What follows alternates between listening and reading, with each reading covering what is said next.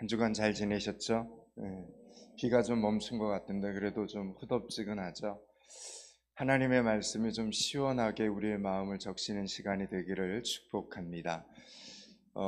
세상 사람들은 우리를 향해서 그리스도인이다 이렇게 이야기를 합니다.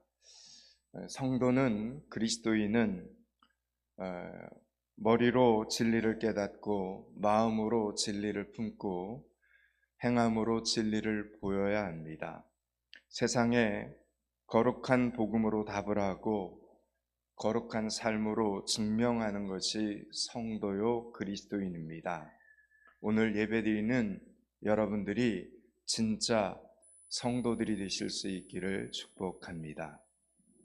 하루는 예수님께서 성전에서 백성들을 이렇게 가르치실 때에 대제사장들과 서기관들이 가까이 와서 예수님께 물었습니다. 당신이 도대체 무슨 권위로 이런 일을 하는지, 이 권위를 준 사람이 누구인지 답을 해라 이렇게 물었습니다.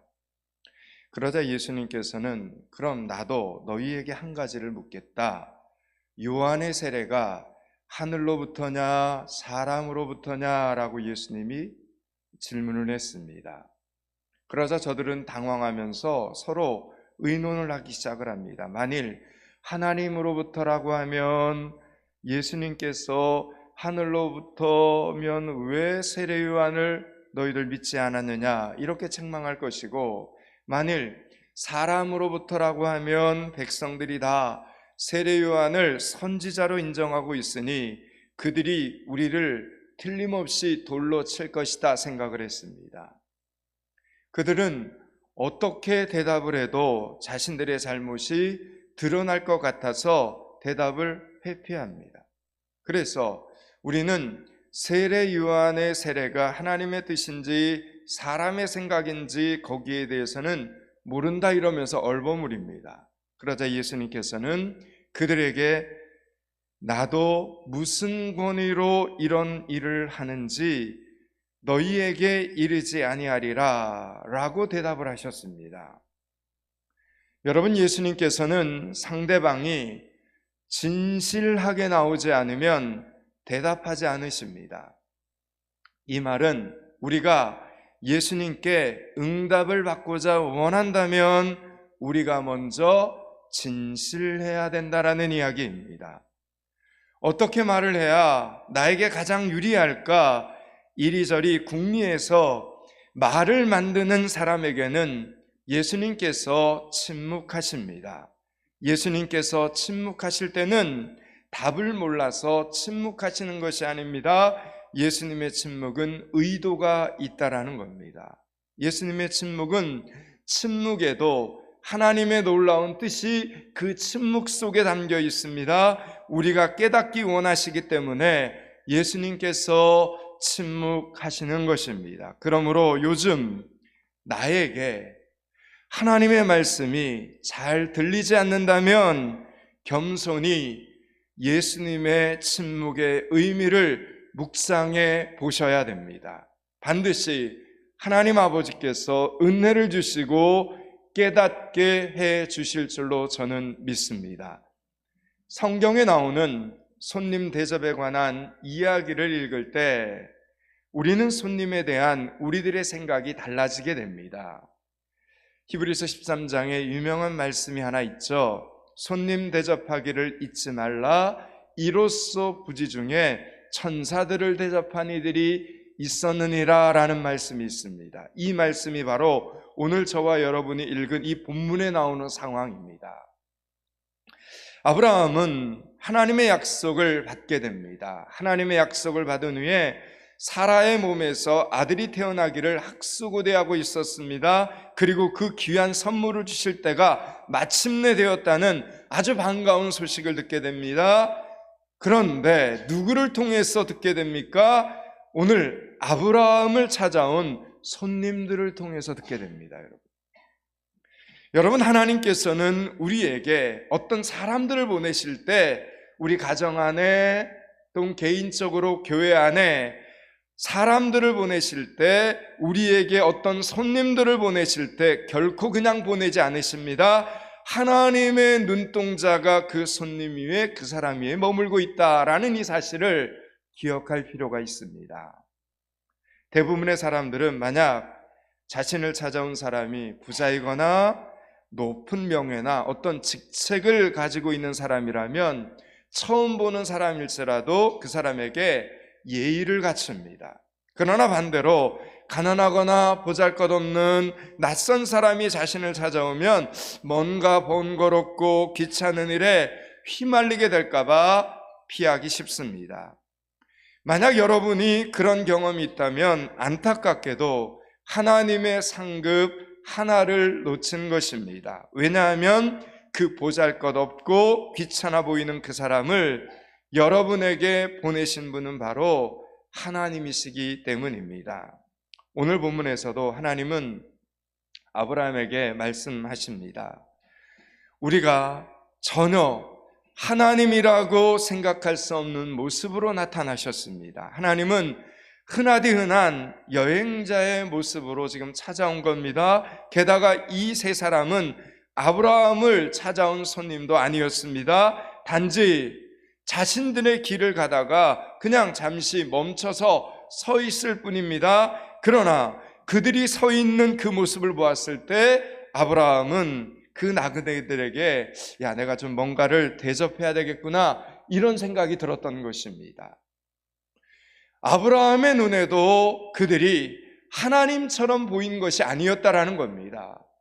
아브라함은 그 여행객들의 그냥 지치고 피곤한 모습이 너무 안쓰러워서 그냥 호의를 베풀고 싶었던 것입니다. 자신이 가지고 있었던 것을 나누고 싶었습니다. 없는 것을 주는 것은 어렵지만 있는 것을 나눈다는 것은 충분히 할 수 있는 일이었기 때문입니다.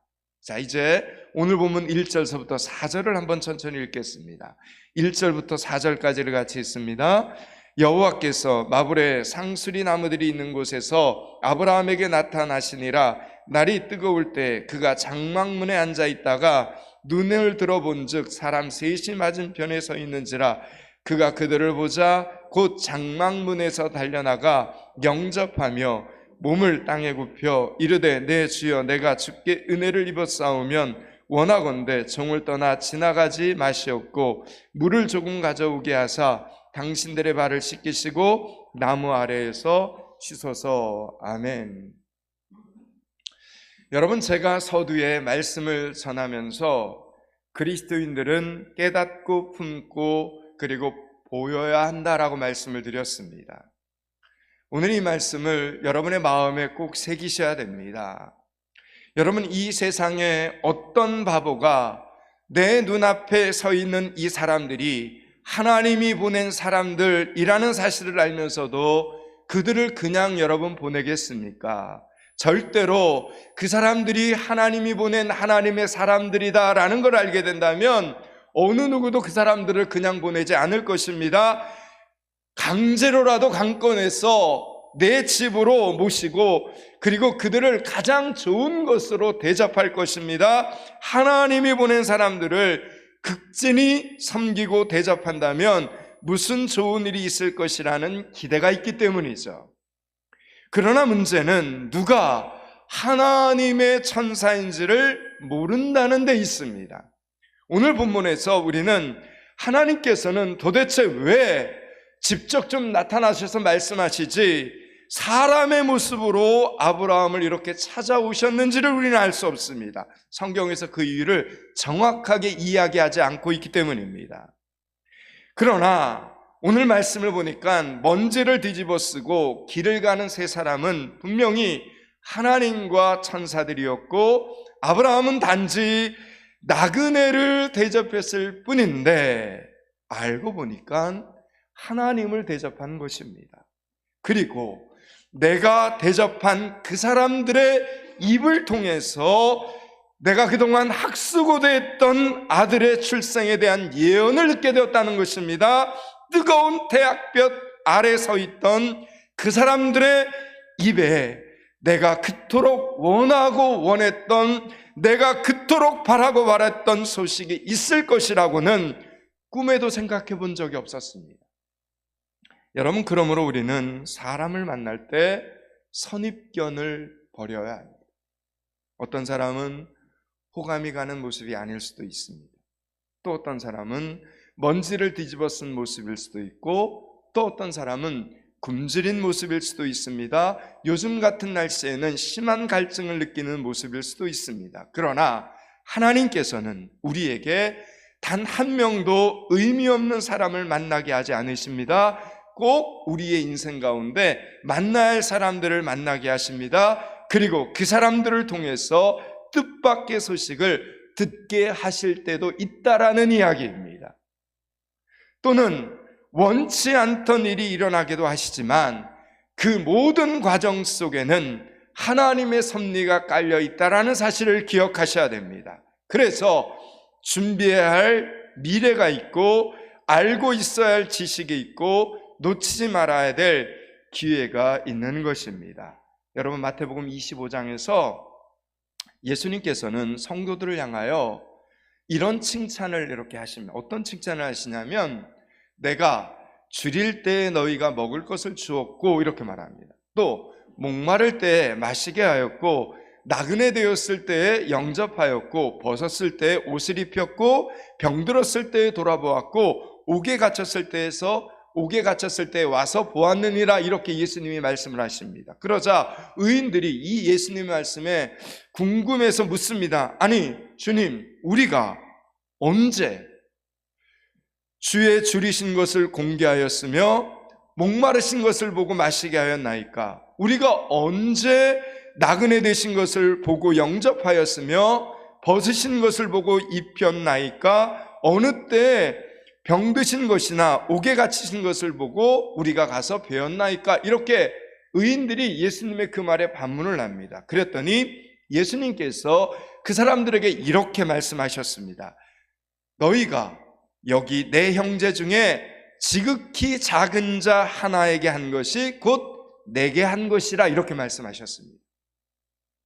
여러분, 우리는 우리를 찾아오시는 예수님의 모습에서 하나의 비밀을 발견하게 됩니다. 예수님은 작은 자의 모습으로 오신다는 것입니다. 작은 자의 모습으로 우리의 일상 속에 나타나신다는 것입니다. 배고픈 사람, 목마른 사람, 지친 나그네, 가난하여 허름한 옷을 입고 입은 사람이나 병원에 입원한 사람, 옥에 갇힌 사람들은 한결같이 우리의 도움과 위로가 필요한 사람들입니다. 그런데 예수님은 바로 그런 사람들의 모습으로 우리에게 오셨다는 것입니다. 여러분, 예수님은 우리가 전혀 예수님이라고 생각할 수 없는 초라하고 비천한 모습으로, 사람의 모습으로 우리 옆을 지나가십니다. 그때 여러분, 악인들은요, 그들의 겉모습을 보고 외면하고 지나갔지만 의인들은 그들을 도와주었습니다. 예수님이라서 도와준 것이 아니라 불쌍해서 도와주었습니다. 그래서 예수님께서 선한 일을 행한 것을 칭찬하실 때 우리는 그런 적이 없습니다, 이렇게 대답을 한 겁니다. 선한 일을 행하고도 기억조차 못하고 예수님을 대접하고도 알지도 못했습니다. 그럴 수밖에 없습니다. 여러분, 성도는, 그리스도인들은, 하나님의 자녀들은 그저 받은 사랑을 베풀었을 뿐입니다.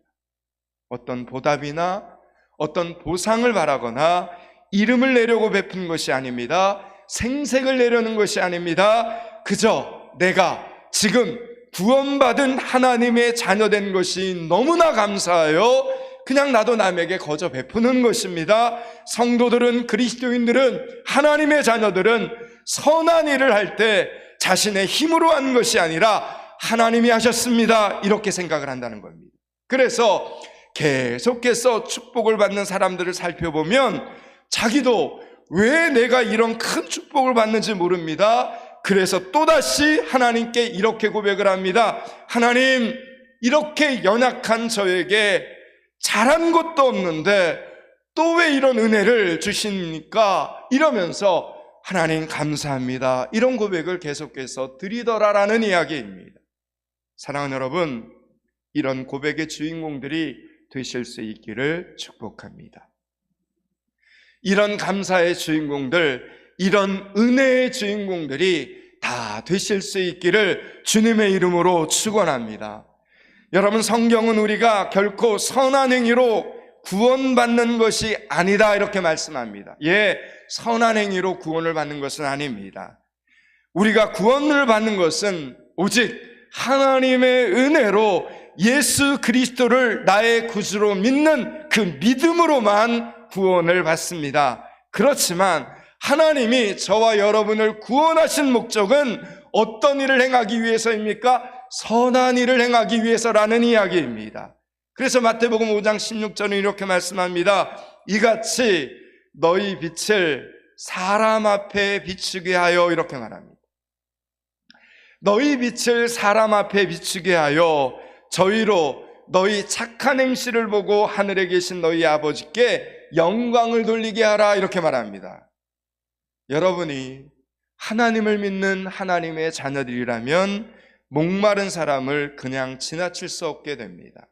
귀찮고 좀 번거로워도 여러분의 발걸음을 멈추어 도와주어야 직성이 풀립니다. 여러분, 그 이유가 무엇이냐고 묻는다면 내 속에 계신 예수님이 그냥 지나치게 하지 않으시기 때문이다 라고 대답하게 되는 것입니다. 여러분, 우리들은 행위가 아니라 믿음으로 구원을 받는다는 것을 분명히 알고 있습니다. 그러나 우리가 구원받았다는 증거는 사람을 불쌍히 여기는 행위로 나타난다는 것임을 꼭 기억하시기 바랍니다. 계속해서 우리 포항믿음교회 구제 사역에도 하나님의 큰 은혜와 간증이 흘러 넘칠 수 있기를 축원합니다. 오늘 본문에 등장하는 아브라함은 이때 나이가 99세입니다. 99세. 여러분, 그 나이에 오늘 말씀을 보니까 손님을 대접하기 위해서 급히 움직이고 있습니다. 6절, 7절, 8절을 천천히 읽겠습니다. 6절, 7절, 8절 같이 읽습니다. 아브라함이 급히 장막으로 가서 사라에게 이르되 속히 고운 가루 세 스와를 가져다가 반죽하여 떡을 만들라 하고, 아브라함이 또 가축대 있는 곳으로 달려가서 기름지고 좋은 송아지를 잡아 하인에게 주니 그가 급히 요리한지라. 아브라함이 엉킨 젖과 우유와 하인이 요리한 송아지를 가져다가 그들 앞에 차려놓고 나무 아래에 그들이 먹으니라. 아멘. 여러분, 99세에 아브라함은 급히 달리기를 하듯 움직입니다. 사라에게 오늘 말씀을 보니까 부탁할 것은 부탁하고 하인에게 시킬 것은 시키면서 자신이 직접 음식을 들고 시중을 듭니다. 오늘 이 아브라함의 섬김 속에서 세 사람의 나그네는 자신들이 지금 남의 집에 신세를 지고 있는 것이 아니라 오히려 왕과 같이 귀한 대접을 받는다, 이런 걸 느낄 수 있었습니다. 여러분, 나그네 환대법은 이스라엘의 아주 중요한 전통 중의 전통입니다. 이 나그네를 대접하라, 이 말은 하나님께서 명령하신 것이었습니다. 그래서 아브라함은 지금 세 사람의 나그네를 대접하면서 지금 누구를 의식하고 있는 것입니까? 하나님을 의식하고 있는 것입니다. 아브라함과 나그네 사이에 하나님이라는 삼각형이 그려지고 있는 것입니다. 사랑하는 여러분, 우리가 만나는 사람들이 다 예수님은 아닙니다. 우리가 만나는 사람들이 다 하나님은 아닙니다. 그러나 우리가 누구를 만나든지 하나님은 보고 계십니다. 여러분, 이것이 중요합니다. 그래서 여러분과 여러분이 만나는 사람과 하나님 사이에 뭐가 그려지는 것입니까? 삼각형이 그려지는 것입니다. 오늘 본문의 제목처럼 삼각형의 축복이 그려지게 되는 것입니다. 하나님께서 여러분과 그 사람 사이에 어떤 말들이 오고 가고 어떤 행동이 이루어지는가를 모두 알고 계신다는 이 사실을 우리는 꼭 기억해야 됩니다. 오늘 아브라함이 손님들을 존귀하게 여기고 대접한 결과가 여러분 엄청났습니다. 정말 놀라웠습니다. 3명의 나그네는 99세에 아브라함의 대접을 받은 후에 아브라함에게 아내 사라가 어디 있느냐 물어봅니다. 그리고 그에게 아들이 있을 것이라는 소식을 전해주었습니다. 그러나 사라는 장막에서 이마를 엿들고는 그것은 불가능한 일이라고 속으로 웃었습니다. 이 사라의 웃음은 슬픈 웃음이었습니다. 아픈 웃음이었습니다. 내 평생에 그런 기적이 일어나겠습니까? 라는 자조 섞인 웃음이었습니다. 그때 3명의 나그네는 아브라함과 사라의 연약한 믿음에 힘을 실어줍니다. 오늘 보면 12절, 13절, 14절입니다. 12절서부터 14절 같이 읽습니다. 사라가 속으로 웃고 이르되 내가 노쇠하였고 내 주인도 늙었으니 내게 무슨 즐거움이 있으리요. 여호와께서 아브라함에게 이르시되 사라가 왜 웃으며 이르기를 내가 늙었거늘 어떻게 아들을 낳으리요 하느냐. 여호와께서 능치 못한 일이 있겠느냐. 기한이 이를 때에 내가 내게로 돌아오리니 사라에게 아들이 있으리라. 아멘. 여러분에게 한번 묻겠습니다. 잘 대답하셔야 됩니다. 이 세상에서 가장 존귀한 선물은 아들입니까? 믿음입니까? 이 세상에서 가장 존귀한 선물은 아들이 아니라 믿음입니다. 이 세상에서 아들을 낳는 사람들이 다 믿음을 갖게 되는 것은 아니지만 믿음이 있는 사람은 오늘 본문의 말씀처럼 불가능을 넘어 아들을 낳게 됩니다. 오늘 하나님께서 사람의 모습으로 오셔서 아브라함과 사라에게 주시길 원했던 선물은 바로 믿음이었습니다. 하나님께서 우리에게 어떤 사람들을 보내실 때 하나님의 목적은 오늘 말씀으로 보면 분명합니다. 그 사람을 섬기면서 우리에게 더 큰 믿음을 갖게 하시는 하나님이시다라는 이야기입니다. 그래서 그 믿음 안에서 잃었던 소망을 되찾게 하시고 낙심된 마음에 위로를 주시고 보지 못한 것을 보게 하신다라는 이야기입니다. 하나님은 우리에게 절대로 헛된 일을 하게 하지 않으시는 하나님이심을 믿으라라는 이야기입니다. 계속해서 우리의 섬김과 우리의 시간을 헛되게 하지 않으시는 하나님이심을 믿고 그 하나님을 의지하면서 살아가는 여러분들이 되시기를 축원합니다. 여기까지가 오늘 본문의 전체 메시지입니다. 이제 말씀을 마치려고 합니다. 사랑하는 여러분, 우리는 또 이번 한 주간을 살아가야 됩니다. 이번 한 주간 여러분이 가정에서, 직장에서, 학교에서 또는 길거리에서 사람을 만날 때 그 사람과의 만남에 하나님이 계신다는 이 사실을 기억하셔야 됩니다. 그리고 나와 그 사람 사이에 하나님이라는 이 삼각형을 꼭 기억하시기 바랍니다. 그러므로 열심히 선을 베푸시기 바랍니다. 열심히 선한 말을 하시기 바랍니다. 열심히 선한 행동을 하는 여러분들이 되시기를 축원합니다. 여러분의 선한 행실을 보시는 분은 누구라고요? 살아계신 하나님이십니다. 여러분이 선한 일을 행할 때 사람들은 역시 예수 믿는 사람들은 다르구나 이렇게 생각할 것이고 그때 하나님께서 영광을 받으십니다. 영광을 받으신 하나님께서는 그 영광을 여러분의 머리 위에 돌려주신다라는 이 사실을 꼭 기억하시기 바랍니다. 여러분의 손길이 머무는 사람들을 통해서 여러분이 가장 간절히 바라는 그 소식을 듣게 하실 것입니다. 이루게 하시고 완성하게 하셔서 하나님과 관계된 모든 날들이 감사의 날들이 되게 하실 것입니다.